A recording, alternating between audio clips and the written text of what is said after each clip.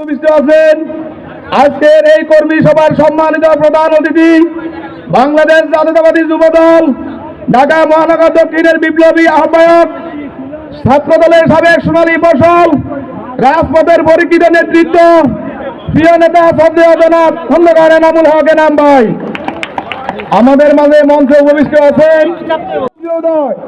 এই যুবদল হলো দলের প্রাণ শক্তি। আজকে দেশ এই জাতির কান্তি লগ্নে যুবদলের কি কি করণীয় এবং কি বর্জনীয় সেই সম্পর্কে আপনাদেরকে গুরুত্বপূর্ণ বক্তব্য প্রদান করবেন আমাদের যুবদলের প্রিয় দুই অভিভাবক, রাজপথের পরীক্ষিত নেতৃত্ব, জিয়া পরিবারের হাতিয়ার জননেতা জনাব খন্দকার এনামুল হক এনাম ভাই ও সদস্য সচিব রবিউল ইসলাম নয়ন ভাই।